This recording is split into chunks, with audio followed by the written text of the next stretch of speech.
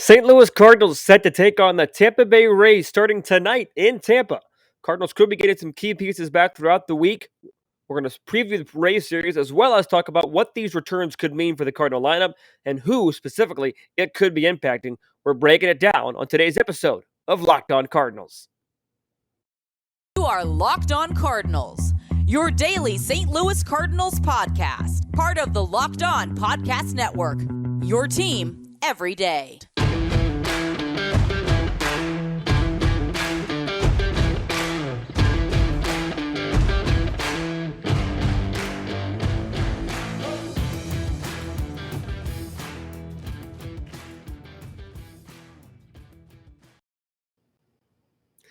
Hello and welcome to the Locked On Cardinals podcast for Tuesday, June the 7th of 2022.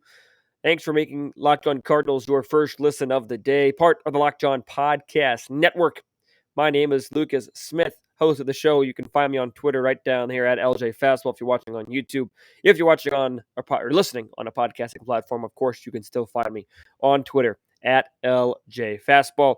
Today's episode is brought to you in part by Rock Auto. Amazing selection, reliably low prices, all the parts your car will ever need. You can visit rockauto.com and tell them Locked On sent you. More about rockauto.com coming up in just a little while. But the Cardinals have a key series this week against the Tampa Bay Rays. Key in the fact that it is another playoff hopeful team. It's a team that will be looking to make the playoffs in a very good and a very talented American League East division. While there certainly have been some underperformers in the East to start the season, this Tampa Bay Rays team is still very good, coming in to play with an overall record of 31-23. And for reference, the St. Louis Cardinals, with their win on Sunday Night Baseball, will come into play with an overall record of 32-23. So a very similar record for both the Rays and the Cardinals. Both the Rays and Cardinals were off yesterday.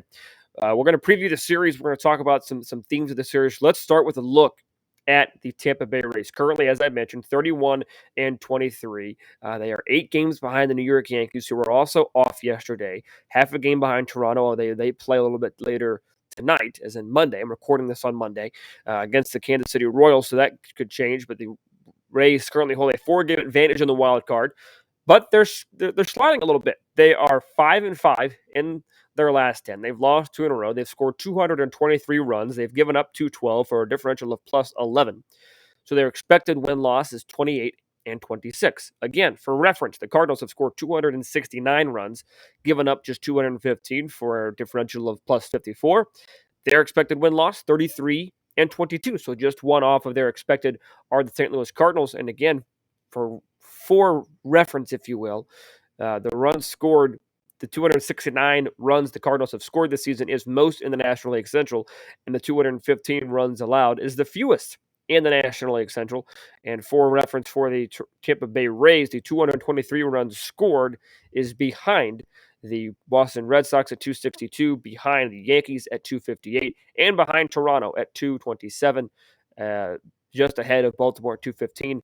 The runs allowed is good for second fewest. The Yankees are at 156. The Rays, as I mentioned, 212, plus 11. Rays and Blue Jays are having a very similar year when it comes to these kind of statistics. Both of them expected to have just at 28 wins on the season. And the Cardinals split with the Blue Jays, and they had one good game, one bad game. But this Rays team is a team that somehow finds a way to win, even with seemingly not always the best talent. At home this season, the Tampa Bay Rays are 18-13, 7-6 against teams with a greater than 500 record. The Cardinals are 14-13 with teams that are above 500. So the Cardinals and Rays will both be looking to improve upon that this series this week, as they both will be obviously facing teams that are above 500. And this Rays team is one that can pitch and pitch very well. They're in a tough division. They're in one of the more difficult divisions in all of baseball, if you ask me, in that American League East.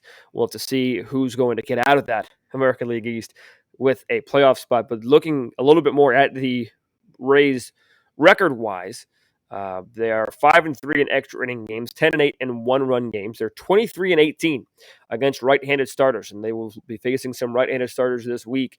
As Dakota Hudson getting the ball tonight, Mikolas getting the ball on Thursday. As of this recording, TBD tomorrow.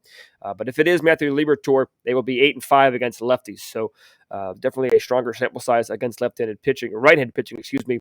For the Cardinals, are 25-19 against right-handers, 7-4 against lefties. They hit lefties very well, and they will be facing a couple of left-handers this week for the Tampa Bay Rays. So that is what the Cardinals, in my opinion, are going to have to take advantage of. They are very good left-handers. Jeffrey Spriggs, who has a 1.88 ERA in the third innings, is lefty starting tonight. Shane Mcclellan, one of the more underrated arms in the bigs, gets the ball on Thursday afternoon. He is 6-2 with a 2.10 ERA and 11 starts. That spans across 64 and a third innings. The key for the Cardinals, well, yes, we're taking advantage of facing a left-handed pitching, as I just mentioned. But overall, it's going to be taking the momentum that they had in Chicago, that they gained in Chicago, with late come-from-behind wins, and transferring that to the games this week against the Tampa Bay Rays. Continue finding ways to hit, continue finding ways to get runners on, get them over, and get them in. And they've been doing it by not always relying on that long ball. Yes, they had their fair share of the 14-run outburst on Friday afternoon at Wrigley Field.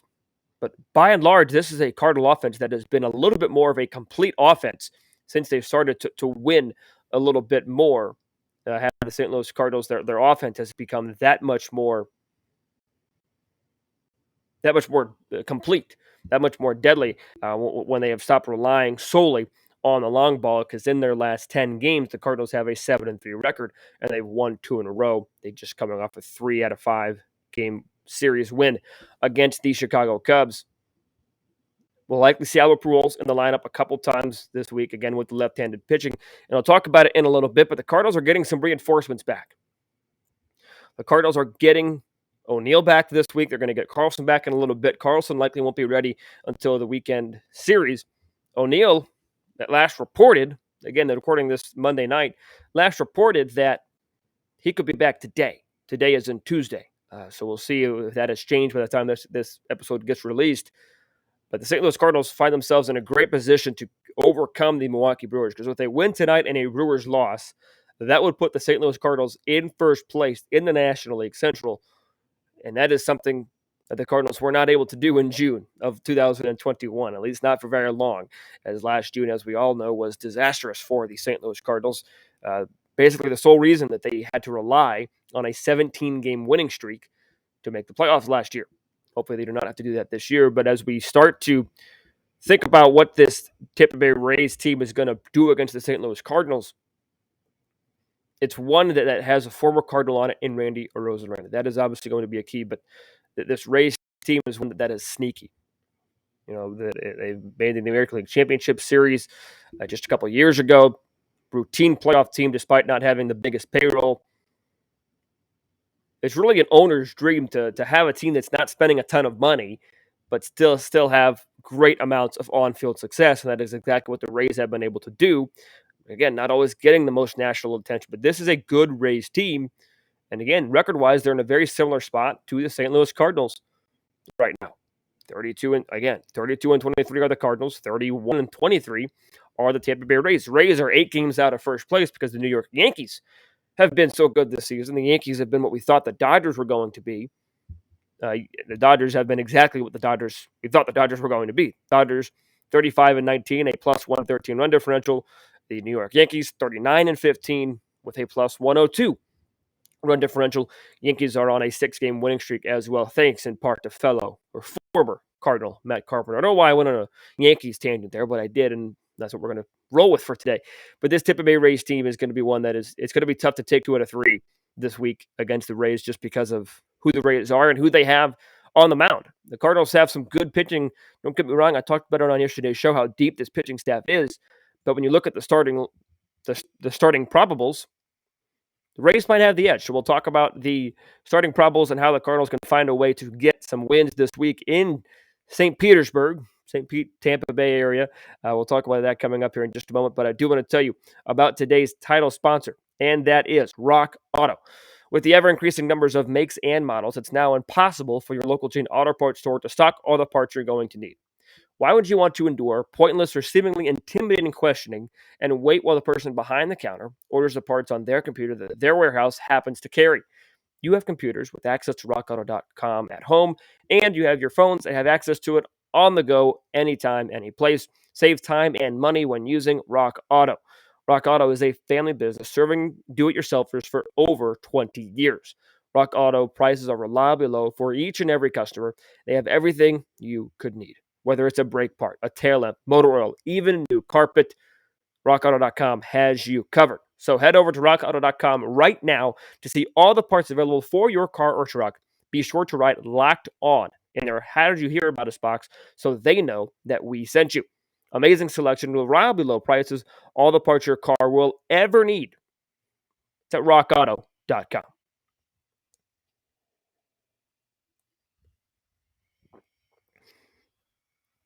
Dakota Hudson gets the ball for the St. Louis Cardinals tonight as he looks to continue improve upon his already dazzling start that he had his last time against the San Diego Padres. A little bit of a longer rest period here for Dakota Hudson as his last start came last Wednesday, so 6 days in between starts, June the 1st against the Padres.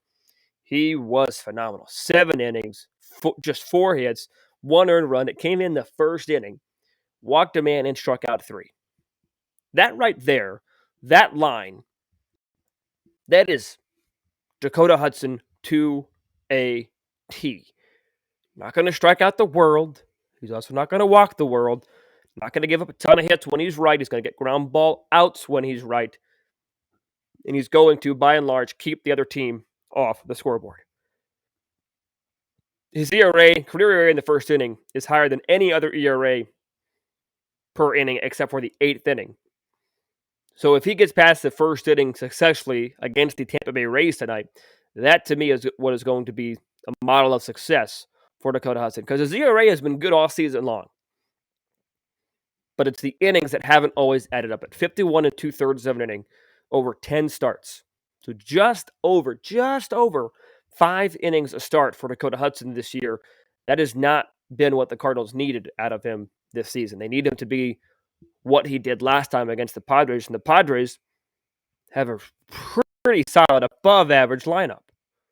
They really do. Yes, I know Machado and Hosmer were really the only two that were producing at the time. But they have a really good lineup. We saw Trent Grisham put together a nice series against St. Louis last week. But nevertheless, we'll look for Dakota Hudson to improve upon his start last time. And you can't really get much more improved than he was. But we'll look for him to continue that success against this Rays lineup. And with it being an interleague game, not a ton of experience for either one of these lineups against their starting pitcher. Again, a 6-10 first pitch tonight between the Rays and the Cardinals. Harold Ramirez is 1 out of 3 in his career against Hudson. Francisco Mejia doesn't have an official at bat, so he doesn't have a hit. And Manuel Margot is 0 out of 1. For the Tampa Bay Rays, they sent out Jeffrey Springs to the mound. And again, not a lot of at-bats. Harrison Bader, 0 out of 1. Paul Goldschmidt, 0 out of 3. Molina is 1 out of 2. Albert Pujols is 1 out of 2 as well. So we will likely see, if I had to guess, we are going to see Albert Pujols in the lineup tonight to face Springs and the Tampa Bay Rays, with it being a lefty and the moderate amount of success that Pujols happens to have. But Springs is a guy, number 59. He wears A's 29. Kind of an in-between guy so far. He was a 30th round pick by the Texas Rangers in 2015, pick number 888. He's got 6 starts on the season, 14 games overall, 38 and a third innings pitched. He got a couple nice game logs for him. He went 6 strong against the New York Yankees on the 27th of May, holding that juggernaut lineup to just 2 runs on 5 hits, striking out 6, not walking a man. He was pretty good that game. He does not walk very many batters. He walked 4 batters in 23 and 2/3 of an inning in May, 3 batters in 9 and 2/3 of an inning in April, and just 1 batter in his last start against the Texas Rangers, where he went 5 innings, 5 hits, 2 runs, both earned, both on solo home runs, and struck out 7. This is somebody that has strikeout-capable stuff, doesn't walk a ton of batters, doesn't give up a lot of hits either.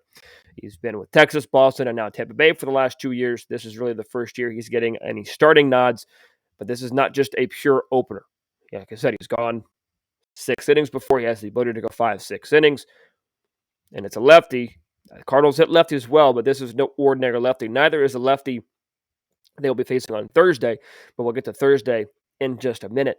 But for the Cardinals, they're going to have to try and get Springs early. I think that's the key with any starter, with especially Hudson for the Rays. That's going to be their key.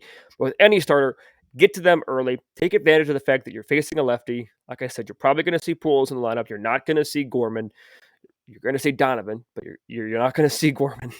Talking about Donovan. If you missed yesterday's show, basically the first segment was just praise to Brendan Donovan. So head out to the show yesterday to check out that praise for Donovan.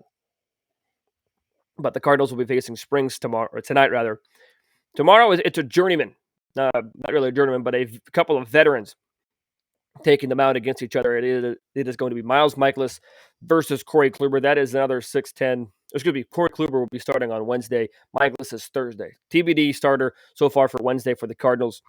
Not a lot of both experience and or success against Mr. Kluber. Nolan Arenado, 0 out of 3. Harrison Bader does not have a hit. It also does not have an at-bat. Paul Goldschmidt is just 1 out of 6. Yadier Molina is 0 out of 4. And Albert Pujols in 20 at-bats has a .50 batting average. That is 1 hit. So unless Corey Kluber gets taken out of the game, or once Corey Kluber, I'll phrase it this way. You won't see Pujols on Wednesday night until Kluber is removed, because the numbers against Kluber are not good, and especially you're likely going to see Albert tonight and Thursday with 2 lefties on the mound for the Tampa Bay Rays. But Kluber has had some success this season, 36 years old, 2-2 in 10 starts, 50 2/3 of an inning. Doesn't go extremely long, but his last 2 starts, he has gone 6 innings in each start. 6 innings, an earned run against the Yankees on the 28th of May, 6 innings, an earned run against the Rangers on the 2nd of June. That was following a 3-inning outing against the Baltimore Orioles, in which he was tagged with 2 earned runs, 5 hits, 2 walks, and 2 punchouts. Similar to Dakota Hudson, Corey Kluber is not going to strike out the world. He is a sicker baller. He's going to keep the ball on the ground. He's an author of a no-hitter for the New York Yankees, which I think is one of the weird baseball stats that's out there, that Corey Kluber not only has a no-hitter, but that it came with the New York Yankees. A couple of weird stats there for you, a couple of weird trivia facts for you if you're a trivia person. Corey Kluber, ground ball. That is the key for Kluber. And for the Cardinals on Thursday, actually, we'll talk about the Wednesday starter first. Skip that over in my note. I apologize. The Cardinals are still TBD on a starter for Wednesday. Liberatore would be the man in line. He struggled. We'll see if the Cardinals want to give him another start after he struggles against Chicago. I would give him another start. You could also maybe see Palante, or maybe a combination of Liberatore, Palante, and Naughton, maybe depending on what roster moves are made prior to the game, with Dickerson going on the injured list and Walsh getting called up to take his spot on the roster. We'll see what the Cardinals want to go with on Wednesday, but we know on Thursday, Miles Mikolas will get the ball for the St. Louis Cardinals. He has had a couple of hiccups in his last couple of starts. 5 2/3 innings against the Milwaukee Brewers on the 29th of May. He gave up 9 hits and 6 earned runs. He struggled against the Brewers for sure. And then against the Cubs in his most recent start on the 3rd of June, 5 innings, 8 hits, 4 earned. He walked 3, struck out 4. Was able to gut through and get through the 5 innings necessary there. Was Mr. Mikolas. But before that, he was on a string of really solid starts. He was putting together arguably the best season of any Cardinals starter before those 2 starts. The 3 earned runs he was tagged with against Toronto, he wasn't even in the game for 2 of them, as it was Andre Palante walking in a couple runs. I look for Miles Mikolas to get back on the bump, to get back on the horse, and to produce. Use the slider effectively. Curveball, drop that in every once in a while. I think Mikolas has some underrated stuff. Obviously, when he's right, we talk about this a lot. He's throwing darts up there. He's throwing strikes. His command is supreme when he's right. But I still think he has plus stuff. Maybe not plus stuff or triple plus stuff, but above average stuff that when he's able to control it, that's when he is the most successful. Because when he doesn't control it, he misses his spots. Then you start to see the weakness in the stuff. But I look for Mikolas to turn things around against this Rays lineup, and the Rays will be countering with lefty Shane Mcclenahan. He is somebody that, again, because maybe he plays for the Rays, doesn't get a lot of recognition, but he has put together a fine career. 3.43 ERA last year in 25 starts. He was 10-6 over 123 and a third innings pitched. This year, through 11 starts, has been on a different level. A 2.10 ERA. He is 6-2, 64 and a third innings pitched in those 11 starts. He's only allowing a 2.01 batting average. He's got a .92 whip. He has 89 strikeouts in those 64 and a third innings pitched. You heard that right. 89 strikeouts in 64 and one-third of an innings pitched. He knows how to strike batters out. And this is a Cardinal lineup that does not strike out very often. So we'll see which one will prevail on Thursday. But when you look at this series overall, the starting pitching definitely leans towards Tampa Bay in terms of who has the better starters lined up for this series. But there is that caveat that, hey, if the Cardinals pitchers pitch to their expectations, or to my expectations of them anyways, then it's pretty even. It will come down to the offense. Who strikes out less, who makes less mistakes. Regardless, I think it'll be an entertaining series this week between the Rays and Cardinals. These are two teams that know how to win. The Cardinals obviously have a bigger payroll, have a little bit more media and national recognition because they're the St. Louis Cardinals. But don't sleep on the Rays and their success in the last number of years. Made it to a World Series in 2020. They are no slouch of a team. We'll put it that way. Are the Tampa Bay Rays, and we'll see who prevails this week between them and the St. Louis Cardinals. To finish up the show, the Cardinals have some players that are eyeing returns. They are close to a return date for the St. Louis Cardinals, and by the time this gets released, maybe one of them has already returned. So we'll talk about the implications of those returners coming up here in just a moment. But first, I want to tell you about Built Bar, the best tasting protein bar on the face of the planet because they taste like a candy bar. And I'm here today to talk to you about caramel brownie. Do you love a chewy chocolatey brownie? What about a caramel brownie with some caramel swirled on? So good, right? What if I told you you can have all of that chewy chocolate caramel that we just discussed plus 17 grams of protein? You're in luck because caramel brownie bars are available right now at Built.com, and you got to act fast because they're already a fan favorite. Forget about dessert. These are better than dessert. Plus, the macros are unreal, everybody. 130 calories, 17 grams of protein, 4 grams of sugar. I would replace a regular brownie with Built's caramel brownie bar in a heartbeat. The best part? Caramel brownie bars are covered 100% real chocolate. With Built Bar, you don't have to sacrifice healthiness for taste. You can have both. All of Built Bars are made with collagen protein, with your body absorbs more efficiently and provides a ton of health benefits. There are a million reasons you should try Built Bars, but for now, let's just say that caramel brownie will rock your world. That's not an understatement.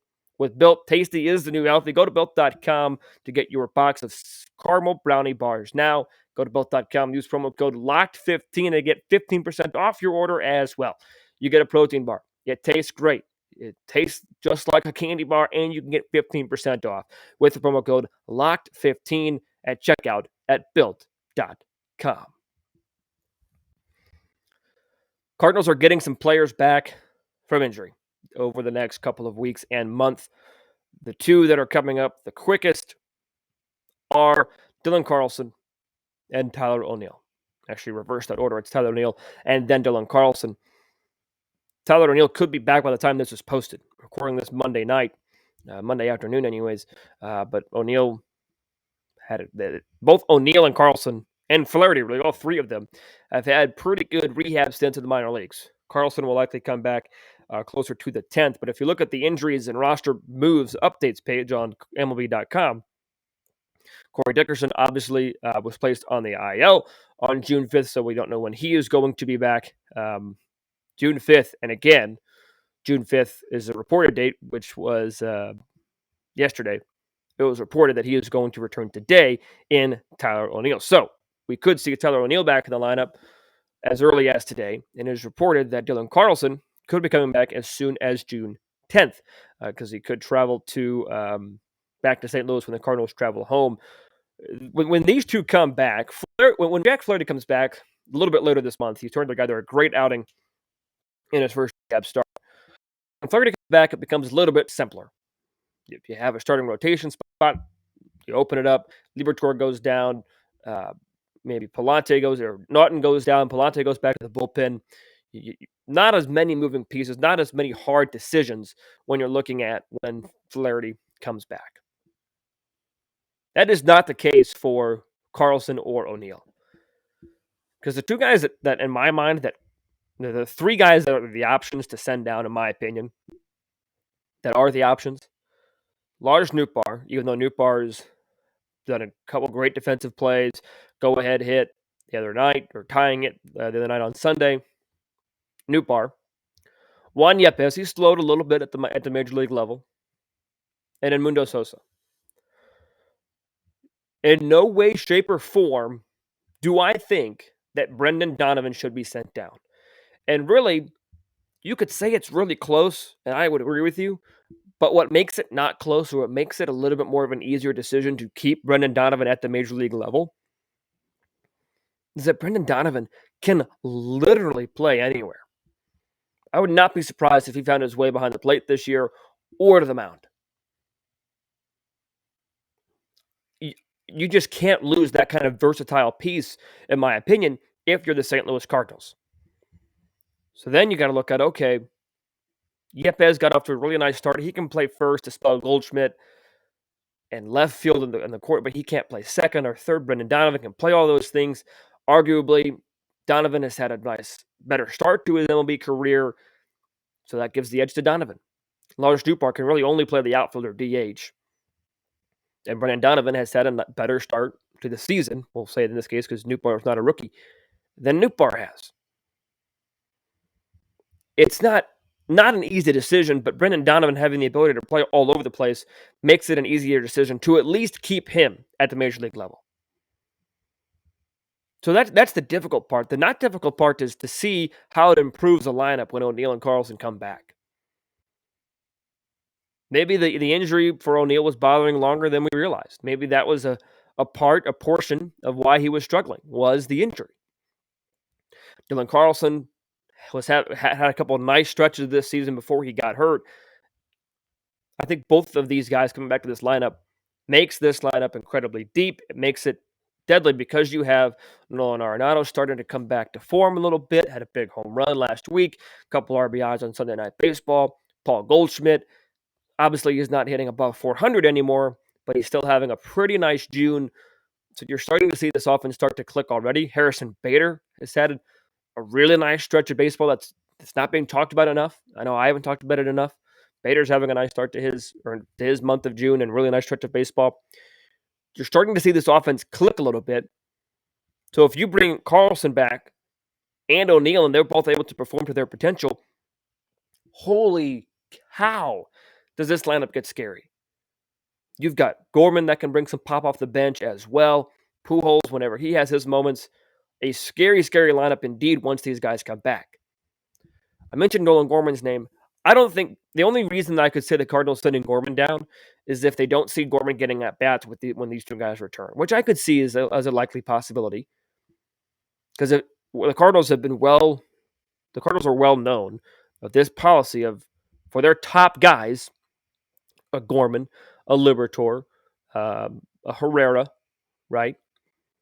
They're not going to call him up unless they play every day.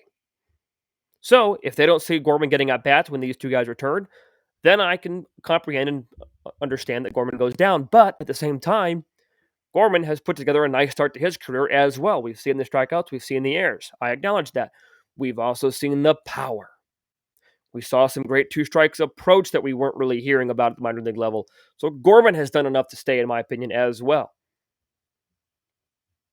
It's a good problem to have when you have two all-star caliber players in O'Neill and Carlson coming back to your lineup, and you have too many guys on the major league roster performing well. It's a good problem to have.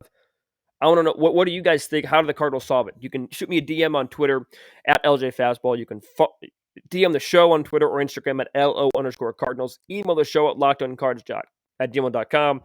Drop a comment in the YouTube section. How do you think the Cardinals should handle the roster when O'Neill Carlson, and Flaherty all come back.